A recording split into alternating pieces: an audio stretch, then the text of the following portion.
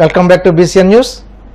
ప్రజా ఫిర్యాదుల పరిష్కార వేదిక కార్యక్రమంలో అందిన వినతులను అర్జీదారుడు సంతృప్తి చెందే విధంగా నాణ్యతతో సకాలంలో పరిష్కరించాలని కాకినాడ జిల్లా కలెక్టర్ షణ్మోహన్ అధికారులను ఆదేశించారు. ప్రజా సమస్యల పరిష్కారం నిమిత్తం ప్రతిష్టాత్మకంగా ప్రతి సోమవారం నిర్వహిస్తున్న ప్రజా ఫిర్యాదుల పరిష్కార కార్యక్రమం సోమవారం కాకినాడ కలెక్టరేట్ వివేకానంద హాల్లో జరిగింది. ఈ కార్యక్రమానికి జిల్లా collector Shanmohan, joint collector Rahul Meena, జిల్లా రెవెన్యూ అధికారి J Venkatrao, housing PD NVV Satyanarayana, CPO Trinath ఇతర అధికారులతో కలిసి హాజరై కాకినాడ జిల్లా నలుమూలల నుండి వచ్చిన ప్రజల వినతులు, అర్జీలను స్వీకరించారు. ఈ అర్జీలను ఆయా శాఖల అధికారులకు సూచిస్తూ వాటిపై సత్వరం సమగ్రమైన సంతృప్తికరమైన పరిష్కారాలు అందించాలని కలెక్టర్ షణ్మోహన్ అధికారులను ఆదేశించారు.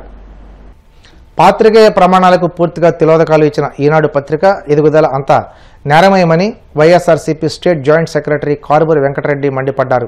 తాడేపల్లి వైఎస్ఆర్సీపీ కేంద్ర కార్యాలయంలో మీడియాతో మాట్లాడుతూ ఈనాడుకు ఆర్థికంగా వెన్నెముకగా నిలిచిన మార్గదర్శి చిట్ ఫండ్స్ నాటాలను జేజే రెడ్డి వారసులను తుపాకీతో బెదిరించి చెరుకూరి రామోజీరావు కాజేసిన విషయం వాస్తవం కాదని ప్రశ్నించారు. ఈ విషయంలో రామోజీరావు, ఆయన కోడలు శైలజకిరణ్లపై నమోదైన ఎఫ్ఐఆర్ నిదర్శనమని అన్నారు. రాష్ట్రంలో చంద్రబాబు, తెలుగుదేశం రాజకీయ ప్రయోజనాలే అజెండాగా ఈనాడు పత్రిక నిస్సిగ్గుగా పనిచేస్తుందని ఆగ్రహం వ్యక్తం చేశారు. చెరుకూరి కిరణ్ మీడియా ముసుగులో నిత్యం వైఎస్ జగన్పై విషం చెమ్మడమే తన లక్ష్యంగా ఏమాత్రం విలువలు లేకుండా ఈనాడు పత్రికను నడుపుతున్నారని ధ్వజమెత్తారు. దానిలో భాగంగానే ఈరోజు కూడా ఎవరైతే ఈనాడు దినపత్రిక రామోజీరావు చనిపోయినా కూడా ఇంకా ఆ పత్రిక ఈ రాష్ట్రాన్ని పట్టి పీడిస్తానే ఉంది. వాళ్ళ కుమారుడు కిరణ్ ఈ పత్రిక నడుపుతూ వీళ్ళు పెట్టినటువంటి హెడ్డింగ్ ఒకసారి చూడండి. మద్యం సీసాలో వైకాపా మాఫియా అని చెప్పి దారుణమైనటువంటి హెడ్డింగ్ పెట్టి వాళ్ళు రాసినటువంటిది డిస్టిలరీ ప్రతినిధులను తుపాకీతో బెదిరించిన భాస్కర్ రెడ్డి సన్నిహితుడు హనుమంత్ రెడ్డి అని చెప్పి వీళ్ళు రాసింది. గురివింద కిందకి దాని కింద ఉన్న నలుపు తెలియదంట. ఈ రామోజీరావుకి వాళ్ళ కొడుక్కి వాళ్ళు చేసేటటువంటి భాగవతాలు మొత్తం ఇదే కాబట్టి, ఎందుకంటే వాళ్ళు చేసే భాగవతం మొత్తం ఇలా తుపాకులతో బెదిరించి మార్గదర్శి చిట్ ఫండ్ను లాక్కోవటం, లేదా పత్రికల్లో ఏదైతే ఈ పచ్చళ్ళ వ్యాపారానికి సంబంధించి మిగిలిన స్వగృహ పుట్సాలందరూ దొంగలు, వీళ్ళొక్కళ్ళే నీతిమంతులు అని చెప్పి ప్రొజెక్ట్ చేస్తూ పత్రికల్లో రాసేటటువంటి కార్యక్రమం, ఇవన్నీ వాళ్ళకి ముందు నుంచి ఉన్నటువంటి అలవాటే కాబట్టి వాళ్ళు తుపాకీతో బెదిరించి ఏదైతే మార్గదర్శికి చిట్ ఫండ్స్ షేరుల్ని అక్రమంగా సంతకాలు పెట్టించుకున్నటువంటిది ఉంది కాబట్టి సో అందరూ అలానే చేస్తారనేది వీళ్ళు ప్రొజెక్ట్ చేయాలనేటటువంటి ఆలోచన. ఈ మార్గదర్శి చిట్ ఫండ్స్ ఏదైతే జీజే రెడ్డి, ఆ జీజే రెడ్డి గారి దగ్గర ముందు ఈయన ఉద్యోగస్తుడిగా జాయిన్ అయ్యాడు. అది కూడా కమ్యూనిస్ట్ పార్టీకి సంబంధించినటువంటి నాయకుడు ఎవరైతే కొట్టపల్లి సీతారామయ్య గారు సిఫార్సు చేస్తే ఈ చెరుకూరి రామయ్య, తన పూర్తి పేరు చెరుకూరి రామయ్యల్లా చెరుకూరి రామోజీరావు అయిపోయాడు. చెరుకూరి రామోజీరావు వల్ల ఏదైతే ఈయన కంపెనీలో ఉద్యోగం చేరాడు. చేరిన తర్వాత 2 సంవత్సరాల్లోనే ఈయన ఒక వ్యాపారాన్ని చిట్ ఫండ్ సంస్థను స్టార్ట్ చేస్తున్నా అని చెప్పి జీజే రెడ్డి గారి దగ్గర డబ్బులు దాంట్లో ఇన్వెస్ట్ చేయించాడు. చేయించిన తర్వాత ఆయన జీజే రెడ్డి గారు అప్పటికే ఉన్న స్థాయిలో ఉన్నటువంటి వ్యక్తి. జీజే రెడ్డి గారికి అనేక కంపెనీలు ఉన్నాయి.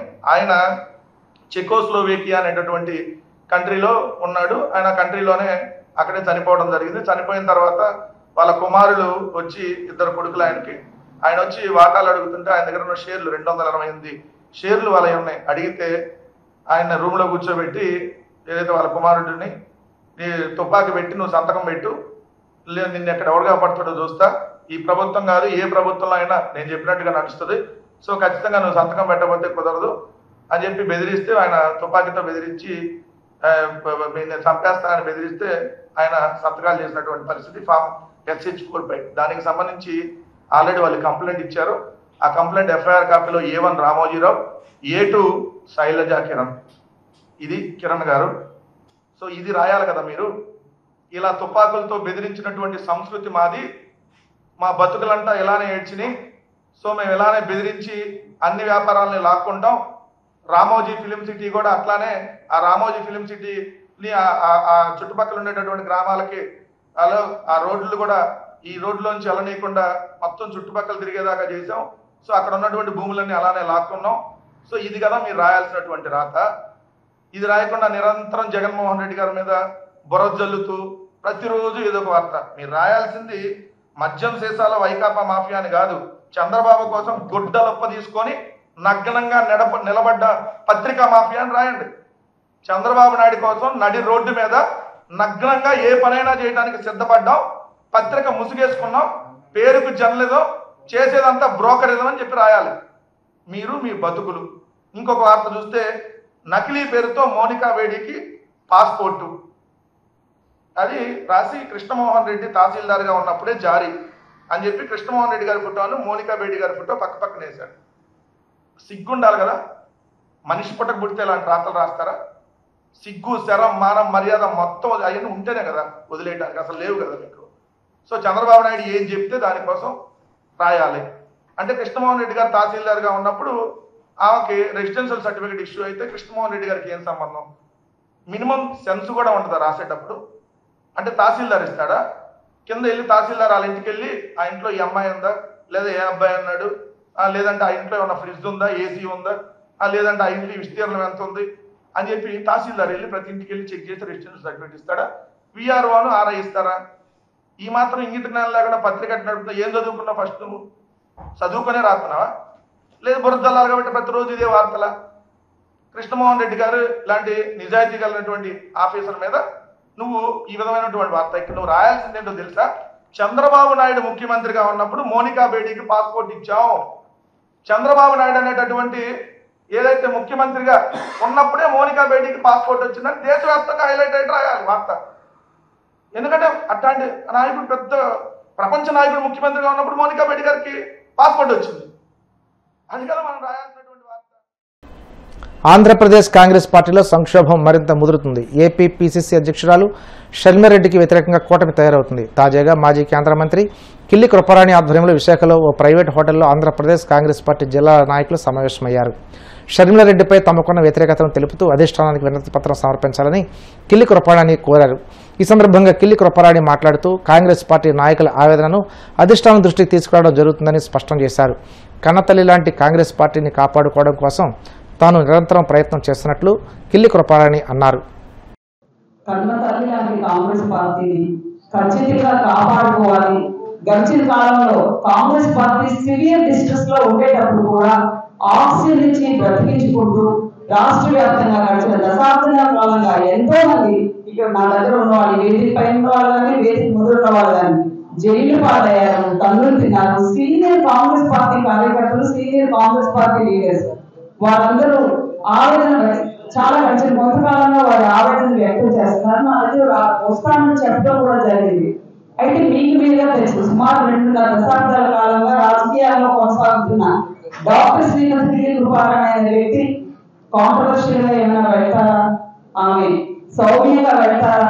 సౌమ్యంగా రాజకీయాలు చేశారా? కాంట్రవర్షియల్ రాజకీయాలు చేశారా అని మీకు తెలుసు. ఈ రోజు నేను ముందరడుగు వేసి మీ తాలూకా యాంబిషన్స్ ఏదైతే ఉందో అది ఖచ్చితంగా వింటాను. నెహ్రూ గాంధీ కుటుంబంతో నాకుండే రిలేషన్స్ తో నేను ఖచ్చితంగా పార్టీ ముందు ఉంచుతాను. మన అఖిల భారత కాంగ్రెస్ కమిటీ అధ్యక్షుడు మల్లికార్జున ఖార్గే గారు కానీ, రాహుల్ గాంధీ గారు, మేడం సోనియా గాంధీ గారు, అదేవిధంగా ప్రియాంక గాంధీ గారు ఉంచుతాను. మీరు నిరాశ చెందకండి, నిస్పృహ చెందకండి. మనమందరం కలిసి మళ్ళా కాంగ్రెస్ పార్టీ పూర్వవైపు తేవాల్సిన అవసరం మన భుజ స్కంధాలపై ఉంది అని నేను ఒక భరోసా ఇవ్వడం జరిగింది. ఈ రోజు ప్రత్యేకంగా ఇక్కడ రావడానికి కారణం ఏంటంటే వారి ఆవేదన ఏంటి? వారు గడిచిన కాలంలో కూడా ఏఐసిసి పెద్దలు సుమారు 1 year బ్యాక్ కలిసి వారి ఆవేదన వ్యక్తం చేయడం జరిగింది. ఏ విధంగా వారు ఆవేదన చెందుతున్నారంటే, మేము వ్యక్తపరిచిన ఇనిషియేషన్ ఏమీ లేదు, యాక్షన్ అంటే యాక్షన్ ఇన్ ద సెన్స్ ఎవరి మీద యాక్షన్ తీసుకోవడం.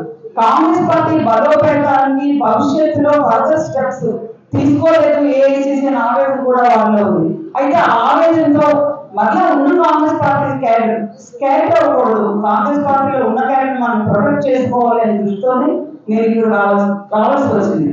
అయితే నేను కూడా ఒక పెద్ద వక్త మీకు తెలుసు, 2019-28 February join YSR Congress party. Join అవడానికి కారణం ఏంటంటే కాంగ్రెస్ పార్టీ కొంచెం డిస్ట్రెస్ లో ఉంది.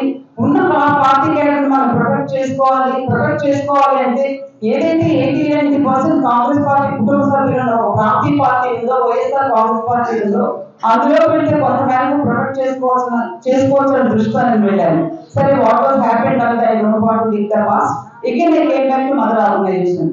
మదర్ ఆర్గనైజేషన్ లో నేను మళ్ళీ వచ్చిన తర్వాత మేడం గాంధీ గారు నాకు పిలిచి 45 minutes to 1 hour మాట్లాడారు.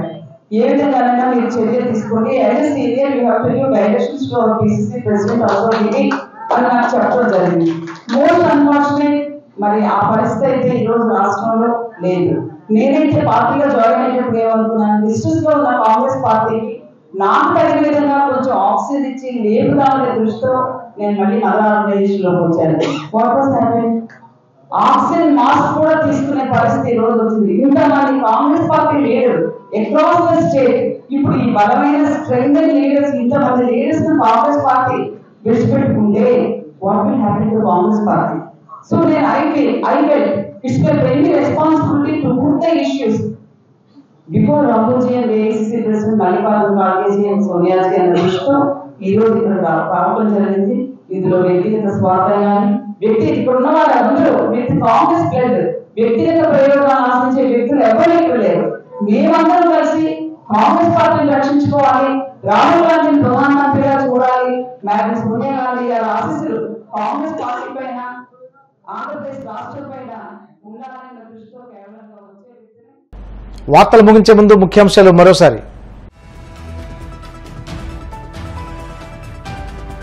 తెలుగుదేశం పార్టీ కడపలో అత్యంత ప్రతిష్టాత్మకంగా నిర్వహిస్తున్న మహానాడు ఏర్పాట్లు పరిశీలించిన మంత్రులు.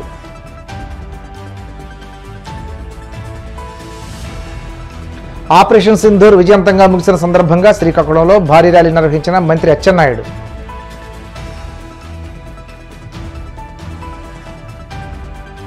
ఏలూరు పార్లమెంట్ ఉంగుటూరు నియోజకవర్గంలో 4 రైల్వే ఓవర్ బ్రిడ్జిల నిర్మాణానికి కేంద్ర ప్రభుత్వం గ్రీన్ సిగ్నల్ ఇచ్చిందని తెలిపిన ఎంపీ పుట్టా మహేష్. అనారోగ్యంతో బాధపడుతున్న పేదవారు సీఎం సహాయనిధి అవకాశాన్ని సద్వినియోగం చేసుకోవాలని సూచించిన గూడూరు ఎమ్మెల్యే పాశం సునీల్ కుమార్. ఈ వార్తలు ఇంతటితో సమాప్తం. మరిన్ని వార్తల కోసం BCN digital YouTube channel, Facebook page follow అవ్వండి. అప్డేట్ వార్తల కోసం ప్లీజ్ సబ్స్క్రైబ్.